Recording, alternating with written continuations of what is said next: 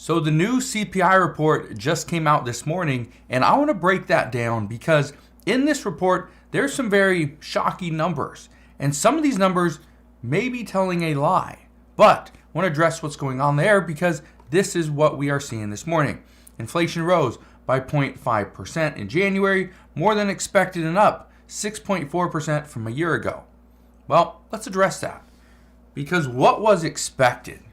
Well, what was expected year-over-year inflation was supposed to be at 6.2%. We come in at 6.4, which is actually down 1% from a month ago. That should be good news, right? Well, a little bit. The bad news is it was expected at 6.2, came in hotter, 0.2% higher. Month over month, we did hit expectation. We were at 0.5%. Core month over month was the expected was 0.4%, and core year over year was 5.5%. Here's what happened. Two headline numbers. 6.4% was the CPI report, and core, this is everything minus food and energy, came in at 5.6%. So again, a little bit hotter. Now, why do I say there's some shocking news here and there could be some lies in this report? Well, it's because of a few things. First, let's get to wages though. Something that I've warned about in the past is wages are becoming a problem for the American people. And I say this because the average hourly earnings fell by 0.2% month over month. We are now down 1.8% year over year. Okay, think about this. Wages, inflation. Wages are now down 1.8%. Inflation is up 6.4%. So that means we are what? At 8.2% difference? Right? Yeah, that's a problem. That is a major problem that the American people who were already struggling to put food on the table, to pay their rent, to put fuel in their vehicles. This is becoming a problem because now your wages are doing less, buying less than what they could have, many months ago. Again, it's a major, major issue. Let's talk about some other interesting numbers. This is one that I think is the biggest lie, but again, this is the CPI report. I think this is being the report's being manipulated a little bit, but again, we don't know. But here's the thing. Just because our CPI report today says 6.4% doesn't mean that they don't come out and adjust it upwards later on. That could happen. We see it every single month. But here's the big one. Used cars and trucks. This came in at negative 1.9%. The expectation was they were going to come in hotter than 2%.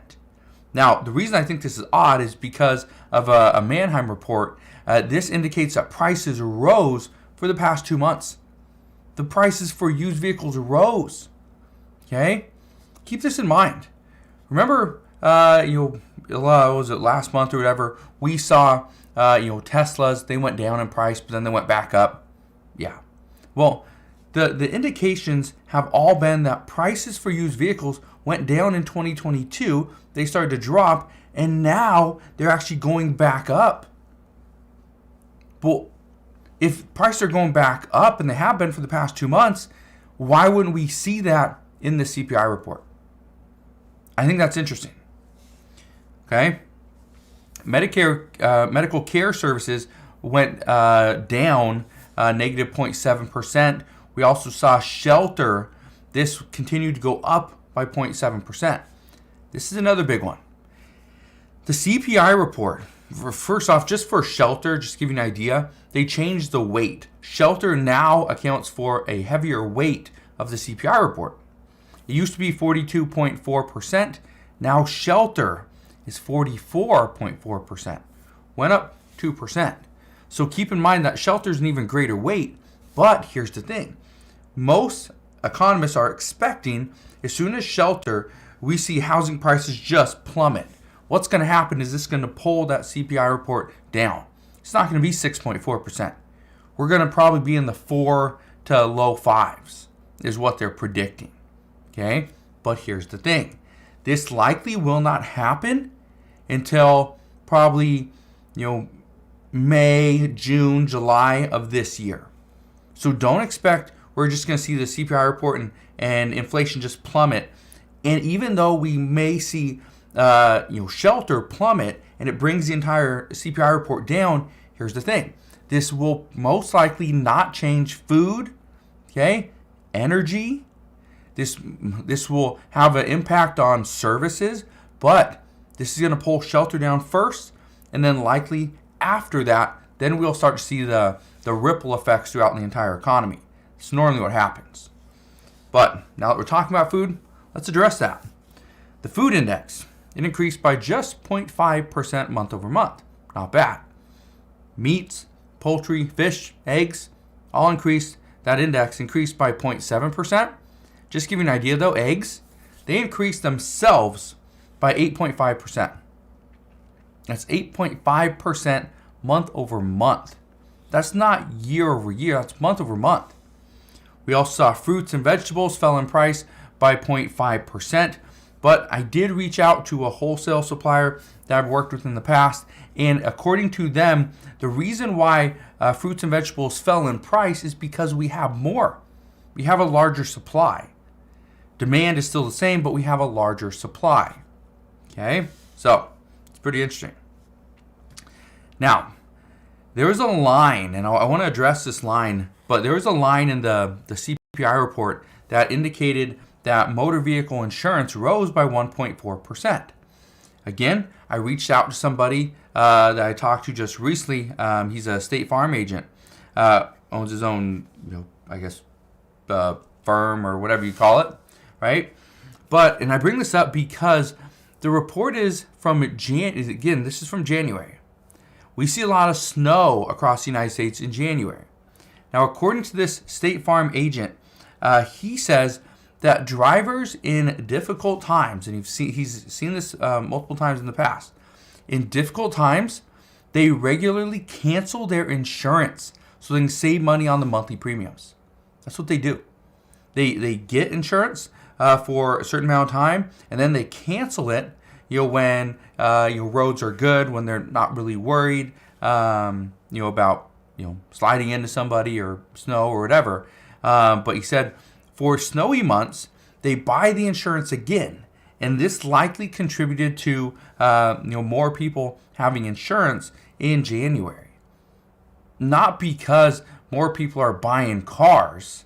Again, because according to this, it fell, right? New and used vehicles fell, right, by 1.9%. So if it fell, chances are we didn't have more people buying insurance. But that's the case. Again, it's interesting. Now, one thing that I'm seeing from this CPI report is that we are trending down. Okay, this is the good news. We are seeing disinflation on certain indexes, which is good. But the problem is that disinflation is happening so slowly. And I've warned about this in the past, and I've talked about how many economists were predicting this exact same thing, that inflation would take too long to come back down, which means it's sticking. If inflation is sticking where it is currently at 6.4%, 6.5%, right in the middle, that is too much for the American people. Can't afford it.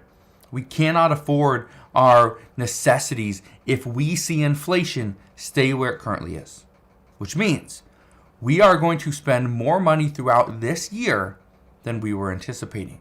This is a problem because most Americans do not have money saved up.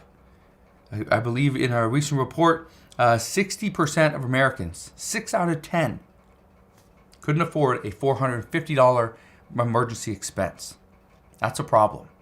It's a major problem. When now $450 is about what the average person is going to spend at Costco. Yeah, that's a big issue.